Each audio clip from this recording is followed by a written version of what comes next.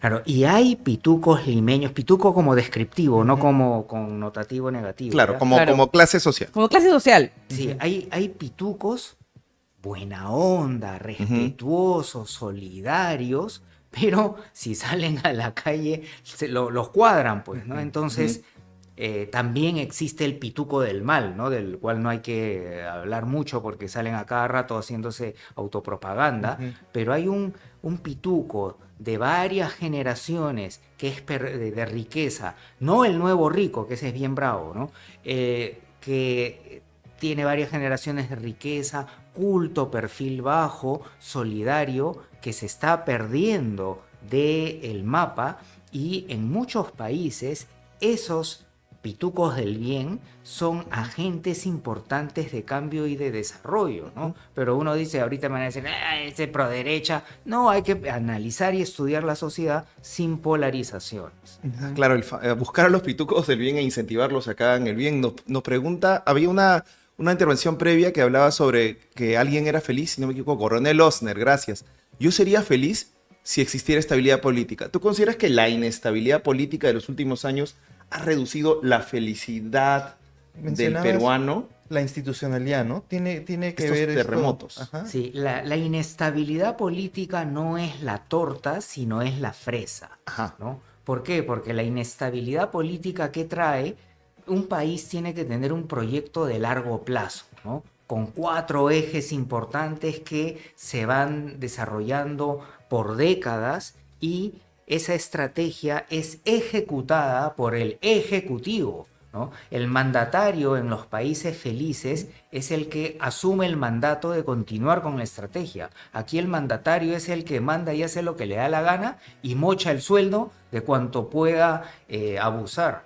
Entonces, esa inestabilidad política es esa fresa de la torta, pero detrás de eso que está una clase política que en vez de que colecte a los misios capos del bien, los pituquitos del bien, la clase media del bien, competencia y valores, punto, y ubicaína, ya, Ujú. triángulo. Entonces, ahí se genera una clase política que tiene un buen diagnóstico del país, sus prioridades y poco a poco vamos progresando. Entonces, ese es el queque del problema Mm. y cuando hay instituciones fuertes va a haber una policía que efectivamente mete a la cárcel, un poder judicial que le toma la posta y los guarda bien guardados y una penitenciaría que no se convierte, como José Luis Pérez dijo, en el posgrado de Ujú. las técnicas de asalto. Ujú. Entonces, es ese proceso, ¿no? No solamente es la inestabilidad política definitivamente, pero sobre todo lo que está detrás de ello. Hay una Entonces, pregunta justo que tiene que ver con lo que menciona Jorge, que es, Doris Cipión dice, una vez leí un estudio sobre el acceso a la justicia y la felicidad. Y de hecho, pues, obviamente si a mí me tratan el Poder Judicial, no tengo un proceso, y se me trata con justicia equitativa, o sea, me imagino tiene un impacto también Y, en cómo se sienten y- las y personas. rapidez, Y ¿no? rapidez, que los procesos no duren 3 4 5 10 años. años. correcto. Yo como psicólogo social lo veo como el siguiente proceso, ¿no? Tú vas a un país tipo Canadá y la gente respeta las leyes y no hace patanadas. No porque necesariamente tengan unos valores profundamente interiorizados. La mayoría los tiene, pero hay otros que son medios malandrines, pero calculan y dicen, no, en una me llega la policía y tú haces una encuesta en gente decente y van a decirte que en primer lugar está el temor al castigo y luego el principio. Entonces, ahí de nuevo va el tema de que hayan no 500 leyes, porque el Perú no necesariamente, bueno, ahora con el Congreso que está modificando las leyes para Wow. perpetuar el crimen organizado es otra cosa, ¿no? Pero en general el Perú tiene una cantidad suficiente de leyes, pero no se cumplen y cuando no se cumplen, no se castigan. Entonces, ese tema de que hayan un conjunto de normas mínimamente buenas y cuando uno la transgrede reciba castigo, va a generar que se reduzcan las denuncias judiciales. Pero cuando haya una denuncia judicial, que la policía lo atrape y el Poder Judicial lo guarde y lo guarde bien, ese es un factor que impide la infelicidad, pero que no necesariamente tiene que llegar a la felicidad, porque hay dos niveles: evitar la miseria, depresión, agresividad, polarización, pero ya no estás ni fu ni fa, pero ahí no necesariamente estás feliz, sino tiene que haber unos elementos adicionales. Al respecto, Jorge, y no sé si es una percepción o es algo que donde tú manejas indicadores, ¿no? O si hay indicadores al respecto, se habla de que hay un aumento de la depresión en general en las poblaciones del mundo. No sé si esto es un factor, ¿no? En las conexiones de ver de ver la felicidad proyectada a otras personas en redes sociales, porque antes se proyecta la felicidad, pero se guardan los momentos infelices y entonces en comparación uno cree de que a todo el mundo le está yendo bien. Menos yo. O sea, Menos tú, ¿no? Porque la mayor Ajá. parte del tiempo lo ves y dices, oye, qué felices son todos. Claro. ¿Qué me pasa a mí? Sí, definitivamente el rectángulo inteligente embrutecedor es uno de los agentes centrales de la infelicidad mundial post pandemia.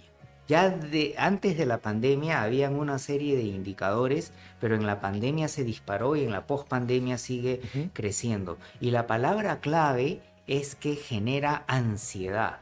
Y cuando hay ansiedad, se aumenta la probabilidad de depresión y eso es un sinónimo de infelicidad. Además, la gente se pone en modo fosforito. El depresivo es más irritable. Entonces, le dicen cualquier cosa y ya salta a morder el cuello. ¿Qué es lo que sucede? Efectivamente, el ser humano funciona por comparación social, ¿no? Entonces, especialmente está atacando a las jóvenes, adolescentes, mujeres, porque por razones que no vamos a profundizar ahora, su autoestima está muy conectada a la imagen corporal y se empiezan a comparar con las demás. Y a pesar que saben que las demás están con 50 filtros, entonces empiezan yo no puedo quedarme atrás, y empiezan a entrar en esta lógica de dietas. O sea, para un hombre es raro pensar cómo la gente se puede volver adicta a unas influenciadores de maquillaje.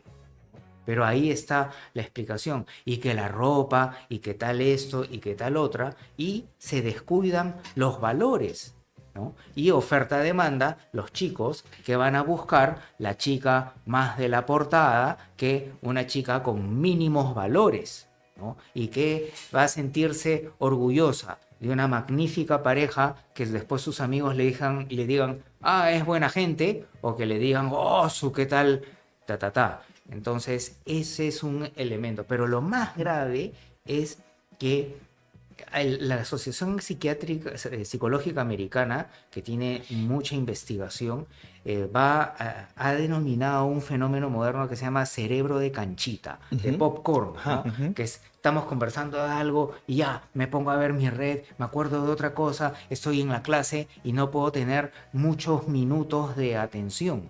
Y eso, ¿qué hace? Que el cerebro entra en una red que se llama red de modo por defecto, en buen castellano, cerebro de hueveo, y más rápido que temprano vas a encontrar tus recuerdos negativos y tus preocupaciones, porque el cerebro está diseñado de esa manera para maximizar los riesgos y minimizar las oportunidades, porque eso nos ayudó a sobrevivir.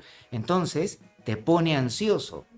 Y luego, como las redes sociales están perversamente diseñadas por psicólogos para generar picos de placer, picos de dopamina, te quedas pegado y te generas adicción. ¿Y eso qué quiere decir? Que en un estado neutral no estás ni fu ni fa, sino ya tienes que ver las redes por ansiedad. Y se te queda pegada esa ansiedad. Entonces, después ya no es redes, es que la chamba, que el vecino de 3 módulos no me cae bien y puedo cambiar de trabajo, cambio, y se genera un cerebro de canchita que dispara la ansiedad y por definición te pone en un estado de adicción infeliz en la vida. ¿Y qué podemos hacer para evitar tener este cerebro de hueveo? Para evitar ponernos en modo popcorn, ¿no?